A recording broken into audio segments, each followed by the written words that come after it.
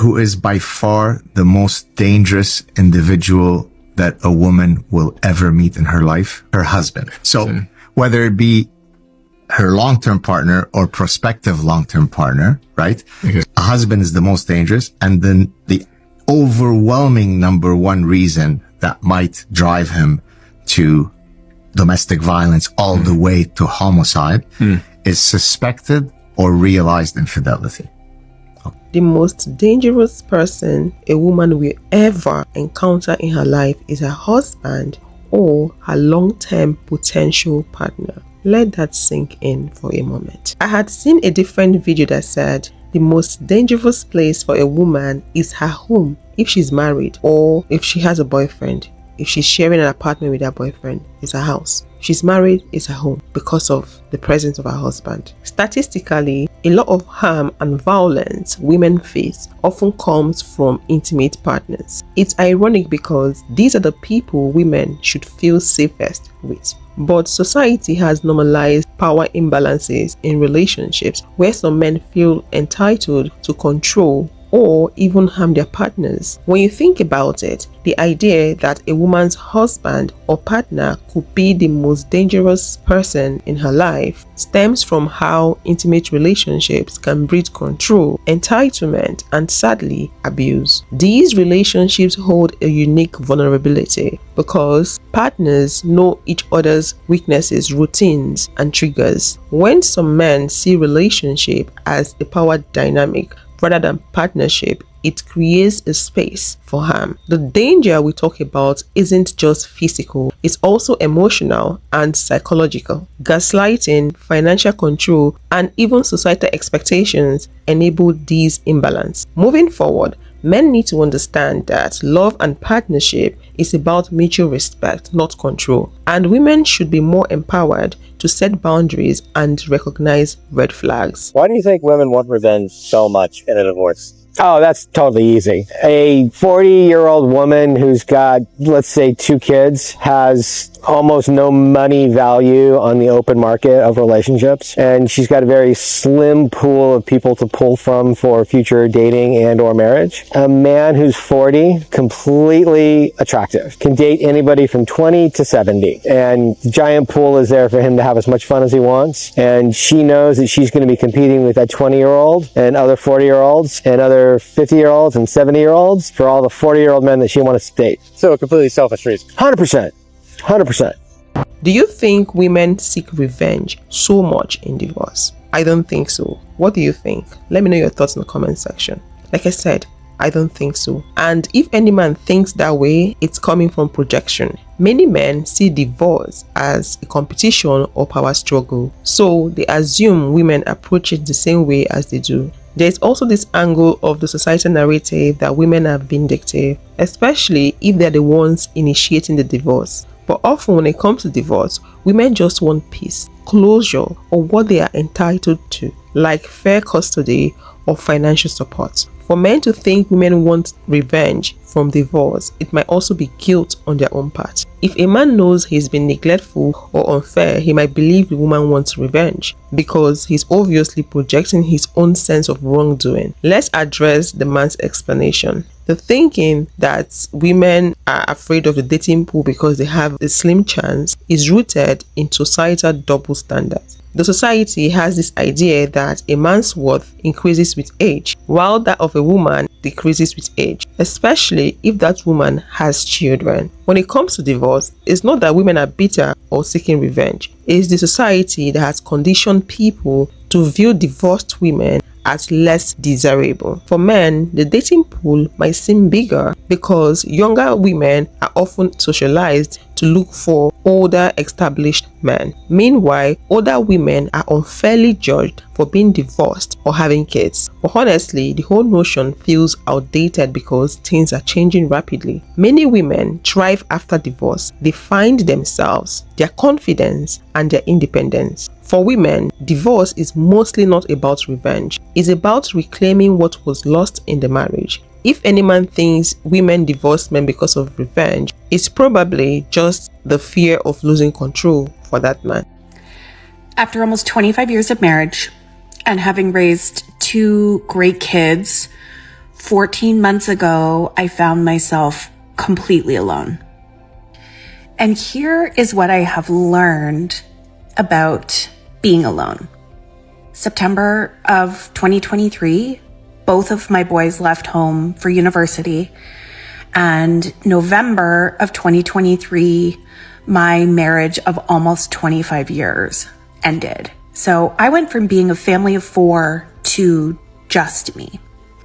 Being completely alone felt weird to me. It felt uncomfortable. It felt unfamiliar.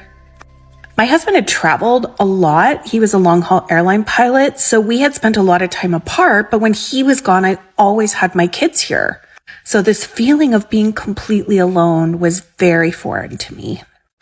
This, over the last 14 months, is what I have come to realize and come to learn. That being alone is not the same as being lonely. And you can be alone and not be lonely. I was lonelier in my marriage than I was when I found myself completely alone. That was such a relief when my marriage ended, to not feel that like bone-crushing loneliness that I did inside my marriage in the last couple of years. I had to suddenly figure out who I was, and a big part of that was reconnecting with the things that made me happy, the things that brought me joy. Getting back to yoga, hiking with my girlfriends, spending more time in nature, joining a new yoga studio, really diving into my business with both feet. And I have really come to love my own company, and I love a balance between spending time with friends and connecting with people, and then having the peace and quiet and the solitude here in my house. It's been such a joy. That's part of the things women seek when they ask for divorce. They want peace. They don't want to be carrying the mental load for someone else equal up. They don't want to be the one fixing other people's life. They want to focus on themselves. They want to build themselves. They want to be happy. They want to focus on themselves. They want to understand who they truly are. They want to do things for themselves. They want to have fresh air. They need space to think and be a human. They need space to live and thrive. Not always doing things for people, especially people that don't appreciate it and reciprocate it, men. So when women are asking for divorce, they are not doing that for revenge. Most women are not doing that for revenge. They are doing that because the men they are in the relationship with are not helpful. They are not understanding. They are not assisting. They are not being supportive. And the women are fed up with such bad behaviors. Can someone explain to me when it became extreme for a woman to want to be a stay-at-home mom, want to have babies, want to have a husband who supports her, wants to not be in the corporate workplace where she has to report to Bob, who's in accounting? When did this become a bad thing? Looking around, it's just crazy to see how many people are angry about women who want to be in the home, who want to be a mom, who want to have a husband who can support them on one income. Why do all these women think it's crazy to want that? We've done it for thousands of years, and the studies even show that it leads to the happiest life for the whole family, for the wife, for the husband, for the kids. It's weird to look around and see all the people who view this as extreme when it's the oldest thing in the world, and it's ultimately led to the happiest women, the happiest men, and the happiest kids. Can someone explain to me when it became extreme for a woman to want to be a stay-at-home mom, want to have babies? It's not extreme, it's an extreme risk. When women give up their financial independence, they are handing over power to a man. A man is not a plan, and a hand that feeds you can also starve you. It is incredibly dangerous for women to give up financial independence and become solely reliant on a man in the hopes that he will remain a good man, in the hopes that he will remain and be an active participant in their home, not leaving her to do the vast majority of the mental labor, the invisible labor, the domestic labor, the child care, all while he comes home using the excuse that he makes the money. Therefore, he shouldn't have to be held accountable to doing anything and participating in anything. I've seen and heard this story thousands and thousands and thousands of times from women on this app over the last 4 years that I have worked with them. Not only that, but women lose out on hundreds of thousands of dollars in lost income, potential promotions, retirement savings, contributing to Social Security. It's not extreme for women to want this. It is just an extreme risk for women to take. A lot of stay-at-home moms who are now with children in middle school don't know what to do. They can't go back into the workforce that they once came from because they've been out of the job force for 10 plus years and you can't get back into that same job anymore. Having that type of gap in your resume is not a good look for moms. If she truly wants to stay home or take a pause in her career, they need to get a post-nup. I will die on that hill. I don't think men are getting it. They still think we are living in past centuries. Marriage benefits men more. Men are the happiest when they are married. That's the truth. Because they just call themselves slaves, servants to serve them. It makes life easier for them because all they have to do is focus on going to work, the work they already love doing. So life is easy for them. They focus on going to work and bringing money home while they have the slave at home taking care of their home and the children. It's a happy arrangement for them. It's a good environment for them to thrive in. But the slaves are not happy. The slaves are not thriving. The slaves are stuck. They are just in one place without being appreciated, without getting support, and you expect them to still be happy? You expect them to still keep doing that? After hearing what their grandmothers have to say, what their mothers have to say, after listening to their mother's story, you still expect them to walk in the same path? No, women are wiser.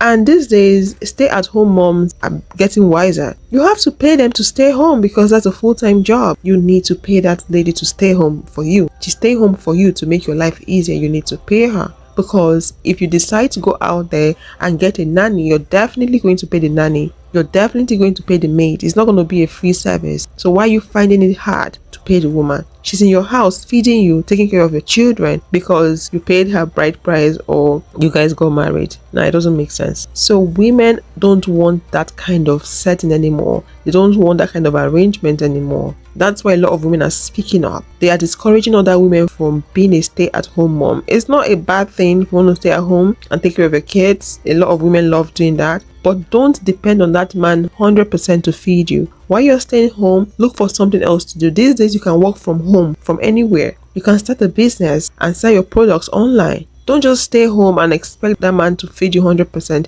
He might be doing that, but just know that it might not last forever. When that supply gets cut off, can you survive it? Who is going to be there for you? How are you going to survive? Think about it. Women have sat down and thought about this and they said, no way. No more. We're not doing this anymore. And men can't handle it and you're asking questions that has an obvious answer. If you'd love to watch more videos like this, click this video to watch a man deny his cheating act. The wife caught him cheating in a hotel. He was on his 90s and he told the wife that he was there for job application. According to the wife, he didn't stay at home at night. So when she went there next day, she spent 3 hours outside waiting to catch him. And when he came out to the reception, she caught him and he's saying he came for a job application. Click that video to watch it and I'll see you in the next one.